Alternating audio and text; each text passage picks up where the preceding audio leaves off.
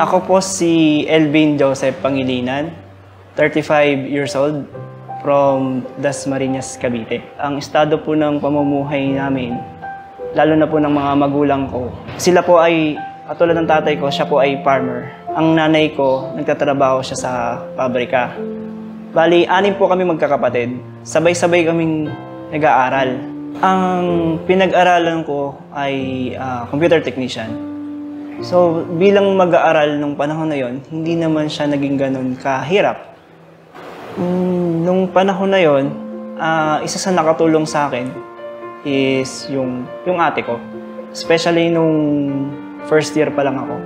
Kasi nung first year ako, binibigyan niya ako ng baon or allowance na 500 na tinitipid ko ngayon para lang sa good for 15 days. Para sa pagkain ko. Kasi stay in ako sa school, so wala naman ako masyadong problema tungkol doon.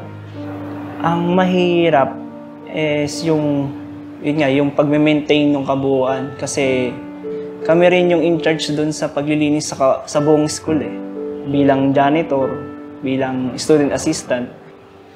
Ang mahirap lang din talaga physically yung pagbubuhat ng aircon kasi kailangan namin siyang linisin. Yung school kasi hanggang 3rd floor. Kapag yung aircon galing dun sa 3rd floor, bababa namin mula sa 3rd floor hanggang ground floor. Tapos right after, bubuhatin mo ulit yun, paakyat. Yun talagang mahirap kasi physical, mabigat Paggising, yun nga, from sa penthouse, bababa kami para buksan yung mga rooms. Kasi every night, inilalak namin yung lahat. Then, pag umaga naman, i-open namin siya to check kung lahat ba ng classroom is malinis. Then, kapag okay na, yun, aakyat na ulit, magpe-prepare ng sarili para naman sa pagpasok sa klase, kasabay ng mga ibang estudyante. Nung second year naman ako, yung school na mismo yung nagbibigay sa akin ng allowance na ganun din. 500 per 15 days na para sa pagkain. Nakakahiya pero hindi masyado kasi nabigyan ka ng opportunity na makapag-aral. Sa kabilang banda, nakakahiya kasi syempre sila, katulad ng ibang estudyante, meron silang kakayanan na makapag-aral na hindi katulad ko na kasi nga mahirap lang naman kami.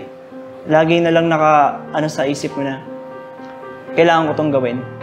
Kailangan makapasa ako. Parang ganun. Isang motivation, kumbaga.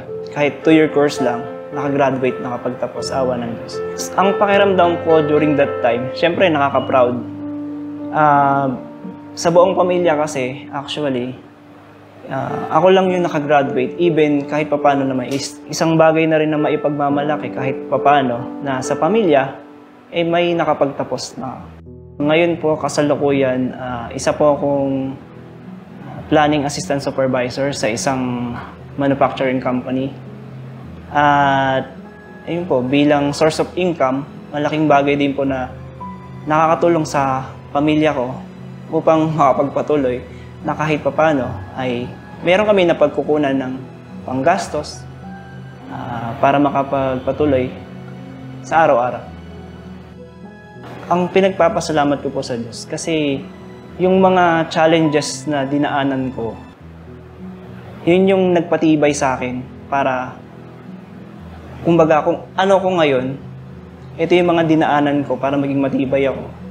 Na kahit anong hirap man yan, malalampasan mo Tsaka yun nga, kung makakalimot na tumawag sa Diyos na hindi ko naman ito magagawa kung wala ang tulong ng Diyos. Yun yung isang importante na hindi dapat mawala talaga sa atin. Magpasalamat sa Diyos na binigyan tayo ng pagkakataon para makagawa. Ang maipapayo ko, huwag silang mahiya doon sa ginagawa nila. Kung halimbawa sila ay working student. Be proud. Kasi, kumbaga, hindi lahat binigyan ng pagkakataon para mapunta ka dyan sa ganyang kalagayan. Tsaka kasi, para sa akin, mas matamis yung tagumpay pag pinaghirapan mo. Kaya, huwag kang susuko. Ipagtiwala sa Diyos ang lahat ng ating ginagawa. Laki pa ng sipag at tiyaga, laban lang.